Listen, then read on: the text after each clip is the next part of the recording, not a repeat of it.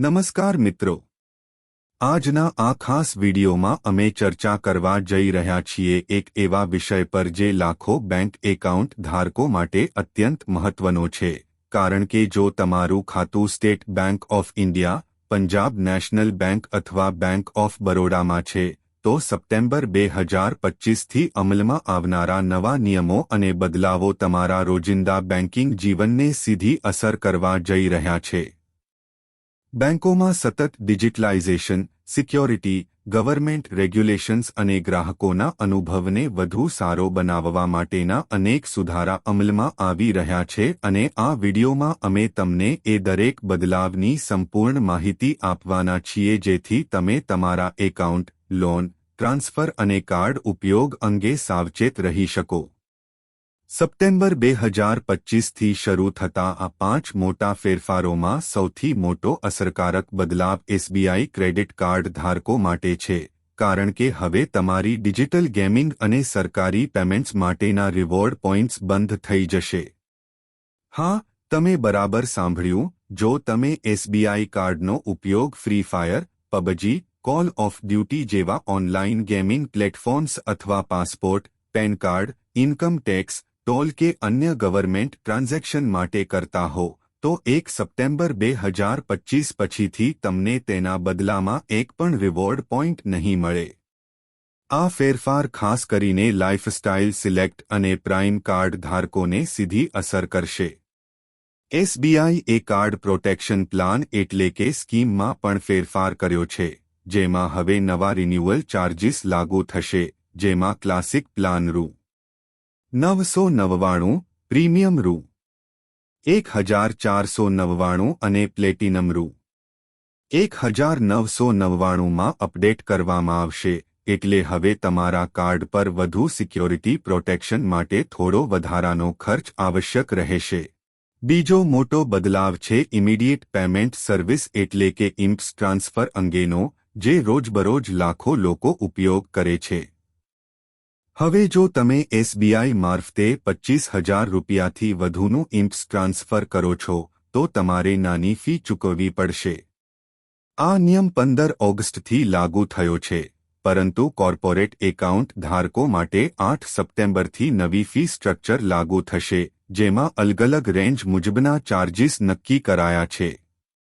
Salary package account ધરાવતા ગ્રાહકોને આમાંથી થોડો રાહત મળશે, પરંતુ મોટા ભાગના સામાન્ય ગ્રાહકો માટે આ બદલાવ તેમના ઓનલાઇન ટ્રાન્ઝેક્શન ખર્ચમાં સીધી વધારો કરશે. પંજાબ નેશનલ બેંક અને બેંક ઓફ બરોડા હાલ આ બદલાવ પર સ્પષ્ટ માર્ગદર્શન બહાર પાડ્યું નથી, પરંતુ અંદાજ છે કે આ બેંકો પણ સપ્ટેમ્બરથી પોતાના ઇમ્પ્સ ચાર્જિસ અપડેટ કરશે, કારણ કે સંપૂર્ણ પબ્લિક સેક્ટર બેંકોને ડિજિટલ પેમેન્ટ્સની વધી રહેલી માંગ અને નવા નિયમોને અનુરૂપ થવું પડશે.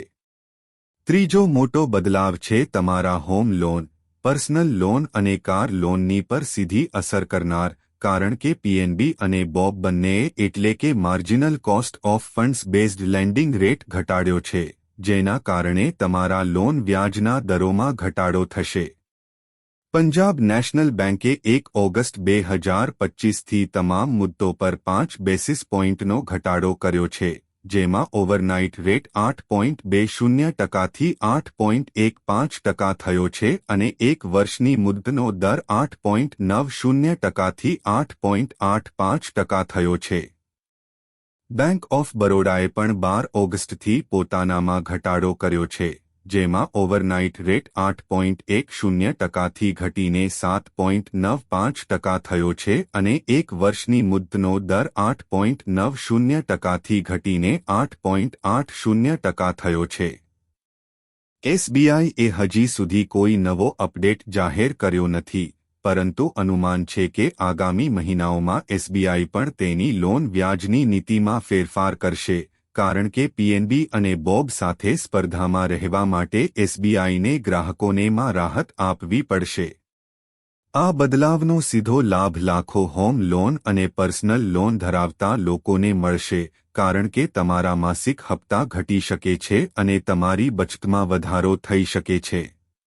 ચોથો મોટો બદલાવ છે પંજાબ નેશનલ બેંકની ડિજિટલ સિક્યોરિટી સંબંધિત, કારણ કે હવે પીએનબી પોતાની સત્તાવાર વેબસાઇટને નવી બેંક ઇન ડોમેઇન પર સ્થળાંતર કરી રહી છે, જે વધુ સુરક્ષિત અને અદ્યતન સુરક્ષા સુવિધાઓ સાથે આવશે.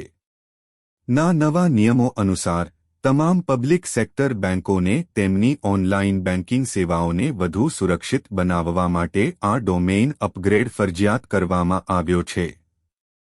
પીએનબી સપ્ટેમ્બર 2025થી પ્રથમ તબક્કામાં પોતાની તમામ મુખ્ય સેવાઓને નવી બેંક ઇન ડોમેઇન પર સ્થાનાંતરિત કરશે, જેથી ગ્રાહકોને ફિશિંગ, હેકિંગ અને ઓનલાઇન ફ્રોડ જેવી સમસ્યાઓથી વધુ સુરક્ષા મળી શકે. આનો અર્થ એ છે કે હવે ગ્રાહકો જ્યારે પોતાના પીએનબી ખાતામાં લોગિન કરશે ત્યારે તેઓને નવા અપડેટેડ લિંક્સ અને નવા સિક્યોરિટી પ્રોટોકોલ્સ મળશે, જેથી તેમના ડેટાની સુરક્ષા વધુ મજબૂત થશે. પાંચમો મોટો બદલાવ છે મિનિમમ બેલેન્સ પેનલ્ટી સંબંધિત, જે ઘણા ગ્રાહકોને સીધી અસર કરે છે. એસબીઆઈએ 2020માં પોતાનો મિનિમમ બેલેન્સ નિયમ રદ કરી દીધો હતો, એટલે હવેના ગ્રાહકોને કોઈ મિનિમમ બેલેન્સ જાળવવાની ફરજ નથી, પરંતુ બોબ અને પીએનબી હજી પણ પોતાના બચત ખાતામાં મિનિમમ બેલેન્સ જાળવવાનો નિયમ લાગુ રાખે છે. સપ્ટેમ્બર 2025માં અપેક્ષા છે કે ફાઇનાન્સ મિનિસ્ટ્રીના માર્ગદર્શન હેઠળ પબ્લિક સેક્ટર બેંકો પોતાના મિનિમમ બેલેન્સ દંડ પર ફરી વિચારણા કરશે અને શક્ય છે કે બોબ અને પીએનબી પણની જેમ પોતાના નિયમોમાં છૂટછાટ આપે, જેથી નાના અને મધ્યમ આવક ધરાવતા ગ્રાહકોને વધારે રાહત મળી શકે. આ તમામ બદલાવો સીધા તમારા રોજિંદા બેન્કિંગ જીવનને અસર કરશે, એટલે જાગૃત રહેવું અત્યંત જરૂરી છે. જો તમે ક્રેડિટ કાર્ડ ધારક છો, તો તમારા રિવોર્ડનું પુનઃમૂલ્યાંકન કરો. જો તમે મોટા ઇમ્પ્સ ટ્રાન્સફર કરો છો, તો તમારી ટ્રાન્ઝેક્શન લિમિટ્સને ધ્યાનમાં રાખીને યોજના બનાવો. જો તમારી પાસે લોન છે તો નવા ઘટાડાથી તમારી ઘટી શકે છે. નવા બેંક ઇન ડોમેઇન દ્વારા વધુ સુરક્ષિત રીતે ઓનલાઇન બેન્કિંગ કરો અને મિનિમમ બેલેન્સ પેનલ્ટીના બદલાવ પર સતત નજર રાખો. 20 સપ્ટેમ્બર 1925 તમારા બેન્કિંગ જીવનમાં મોટા પરિવર્તનો લાવશે, એટલે તમારે આજે જ તૈયારીઓ શરૂ કરવી જોઈએ જેથી તમારા નાણાકીય નિર્ણયો વધુ મજબૂત અને સચોટ રહી શકે.